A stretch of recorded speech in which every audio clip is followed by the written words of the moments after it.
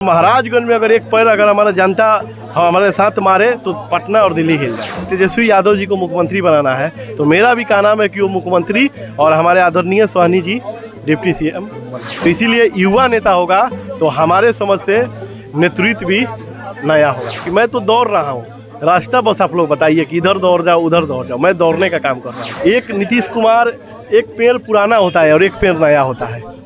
बस यही फर्क करना है कि वो पेड़ कांटा का है कि फल का है। मैं शासन करने आया ही नहीं हूँ, मैं सेवा करने आया हूँ। मैं जात के राजनीतिक नहीं, मैं जमात के राजनीतिक करने आया हूँ। आदरणीय मुकेश सहनी जी वो हमको इतना बड़ा जो जिम्मेवारी दिए हैं इसका पूरा मैं निर्वाहन करूँगा।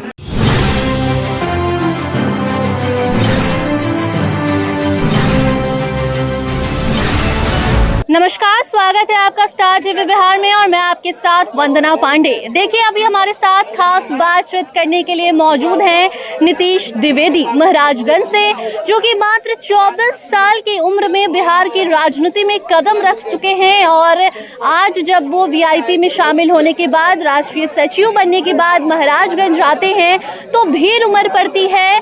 इस 24 साल के युवक के कंधे पर बड़ी जिम्मेदारी दे दी गई है। पार्टी के साथ साथ महाराजगंज के लिए भी अब ये आगे क्या कुछ करेंगे और खासकर इनसे ये भी जानना जरूरी हो जाता है क्योंकि ब्राह्मण समाज से ये आते हैं और ब्राह्मण होकर ये वीआईपी में जाकर शामिल होते हैं। तो उसको लेकर ये क्या कुछ कहते हैं और तमाम अलग अलग मुद्दों पर उनसे हम बातचीत करेंगे। बहुत बहुत स्वागत है नीतीश द्विवेदी जी। देखिए, सबसे पहले स्टार टीवी देखने वाले जितने भी हमारे देवतुल्य दर्शक हैं, मैं उनको प्रणाम करता हूं और आपको भी मैं बहुत धन्यवाद बोलता हूं।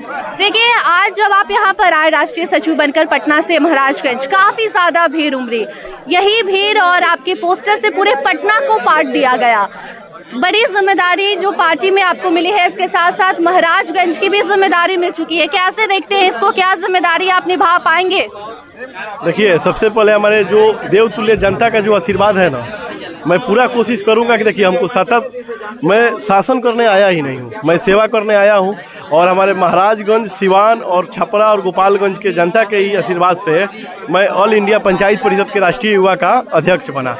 और आज हम अपने जनता के आशीर्वाद से मैं राजनीतिक पार्टी भी ज्वाइन किया। राजनीतिक पार्टी ज्वाइन करने के साथ साथ हमारे वीआईपी पार्टी के जो संरक्षक हैं आदरणीय मुकेश सहनी जी, वो हमको इतना बड़ा जो जिम्मेवारी दिए हैं इसका पूरा मैं निर्वाहन करूँगा, तन मन धन से निर्वाहन करूँगा। बिहार में कहा जाता है कि जात के बिना राजनीति नहीं होती। आप ब्राह्मण समाज से आते हैं और सहनी जी से जाकर मिल चुके हैं। इस पर भी सवाल उठ रहे हैं कि आखिर ऐसा कैसे हो गया? क्या बिहार बदल रहा है या फिर कुछ और रणनीति है पीछे? देखिए, बचपन में हम लोग पढ़ा करते थे कि अपने 4 वर्ण है शरीर में। सर को ब्राह्मण बोला जाता है, हाथ को क्षत्रिय बोला जाता है, पेट को वैश्य बोला जाता है और शूद्र पैर को बोला जाता है। देखिए, मैं आपसे यही पूछना चाहूँगा कि देखिए आज का ब्राह्मण कौन है? आज का जो जितने भी आज ब्राह्मण है कौन है? आज अगर कोई भी चीज़ का उद्घाटन कराना हो तो कहाँ कोई कहता है कि पंडित जी को बुलाइए, वो बोलता है मुखिया जी को बुलाइए, विधायक जी को बुलाइए, सांसद जी को बुलाइए। कहाँ कोई नहीं कहता है कि ब्राह्मण पंडित जी को बुलाइए। लेकिन आज अगर क्षत्रिय, चाहे देश में किसी भी जाति के अगर अपने देश का सेवा कर रहे हैं वो आज क्षत्रिय है। और वैश्य चाहे पंडित जी ही हो के अगर व्यापारी कर रहे हैं, चाहे जूता का, चाहे कपड़ा का, चाहे किसी भी चीज़ का, तो वो एक वैश्य। और शूद्र वही है जितना भी तनख्वाह और वेतनधारी अधिकारी है जो आज मालिक बने हुए हैं।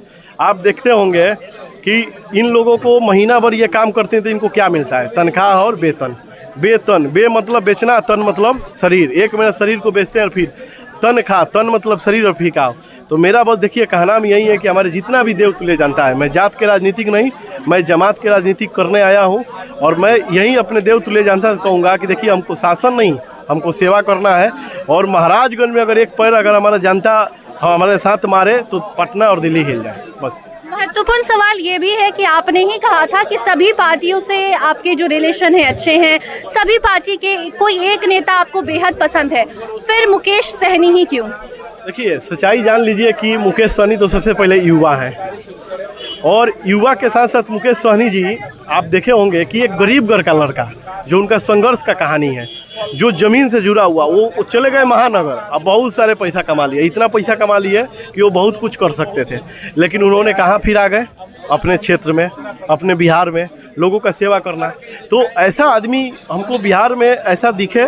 और रही बात उनका जो लोगों के बात करने का, जो तरीका है, जो प्यार देने का तरीका है, वो मेरे पर्सनल रूप से मैं बहुत प्रभावित हुआ और मैं इसी लेकर मैं सोचा कि उनके कदम से कदम मिला के मैं चलूँगा। और उनका जो कहनाम है कि तेजस्वी यादव जी को मुख्यमंत्री बनाना है, तो मेरा भी कहनाम है कि वो मुख्यमंत्री और हमारे आदरणीय सोहनी जी डिप्टी CM बने। देखिए, एक नीतीश पटना में बैठे हैं और एक नीतीश आज महाराजगंज में बैठे हैं। वो नीतीश को विकास पुरुष कहा जाता है और आप कह रहे हैं कि महाराजगंज को बदलेंगे। कैसे बदलेंगे, कैसे लोगों को फ़र्क बताएंगे? क्योंकि 2025 में अगर आप चुनाव लड़ते हैं तो पटना वाले नीतीश से आपकी टक्कर होगी। देखिए, हमको उनसे टकरे नहीं होगा, इसलिए नहीं होगा क्योंकि वो नीतीश कुमार बिहार के मुख्यमंत्री हैं। एनडीए से होगी। देखिए, एनडीए से लड़ाई तो ये विचारधारा का लड़ाई है ना, मैं व्यक्तिगत बता रहा हूँ। देखिए, वो तो अपना एक नीतीश कुमार, एक पेड़ पुराना होता है और एक पेड़ नया होता है, बस यही फर्क करना है कि वो पेड़ कांटा का है कि फल का है। तो हम फल का पेड़ बनना चाहते हैं, हम कांटा का पेड़ नहीं बनना चाहते। एक और सवाल, आप कह रहे हैं कि जो लोग नेता से पूछते हैं सवाल कि आप क्या करेंगे महाराजगंज के लिए, युवाओं के लिए क्या करेंगे, रोजगार की बात की जाती है, शिक्षा की बात की जाती है, आपने कहा आप युवाओं को नेता बनाएंगे, क्यों ऐसा? देखिए, इसलिए मैं कहा कि आप ही बताइए, देश को नेतृत्व कौन करता है? नेता करता है। तो जब देश के नेतृत्व नेता करता है तो कोई बाप अपने बेटा को क्यों नहीं बोलता है नेता बनने के लिए? आज मान लीजिए कि युवाओं का जितना भी समस्या है, आप देखिए अपने बिहार का, हम लोग सोचे हैं कि अभी जाएंगे हम लोग आदि मैदान में और काला पट्टी पहन के बैठ जाएंगे। इसलिए बैठ जाएंगे कि हमारे बिहार में युवाओं का भविष्य नहीं दिख रहा है, हम लोग पे पट्टी लगा दिया गया है। अगर युवा नेता होगा, जिस तरह देखिए आदरणीय तेजस्वी जी युवा नेता थे, तो पूरे 5 लाख लोगों को नौकरी दी है।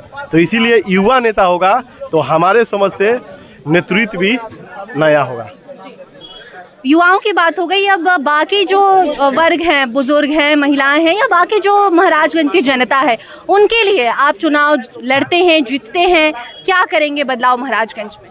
देखिए, कुछ भी है तो जो हमसे अगर 5 दिन भी बड़े हैं ना, तो हमसे ज़्यादा रात और हमसे ज़्यादा दिन। तो मेरा बस देखिए, हमको सीखना पूरा जीवन है, मैं उनसे सीखना चाहूँगा। और हमारे देवतुल्य जनता से मैं कहता हूँ कि मैं तो दौड़ रहा हूँ, रास्ता बस आप लोग बताइए कि इधर दौड़ जाओ उधर दौड़ जाओ, मैं दौड़ने का काम कर रहा हूँ जी। बहुत बहुत धन्यवाद। तो अभी आप सुन रहे थे नीतीश द्विवेदी को, जिनको मुकेश सहनी ने बड़ी जिम्मेदारी दी है, उन्हें पार्टी का राष्ट्रीय सचिव बना दिया है। और अब जब वो महाराजगंज पधारे हैं तो तस्वीरें भी आपको हमने दिखा दी है कि कैसे उन पर जो लोग हैं विश्वास करके एक आस लेकर उनको देखने आते हैं, उनके स्वागत में आते हैं, वो तस्वीरें भी आपको हमने दिखाई। और अभी नीतीश द्विवेदी जी को भी आप सुन रहे थे कि वो किस सोच से आगे बढ़ रहे हैं और कैसे वो बिहार को बदलने की पूरी कोशिश आने वाले चुनाव में जीतने के बाद करने वाले हैं। बाकी इस पूरी खबर पर अपनी राय ज़रूर बताइए। देखते रहिए स्टार TV बिहार। धन्यवाद।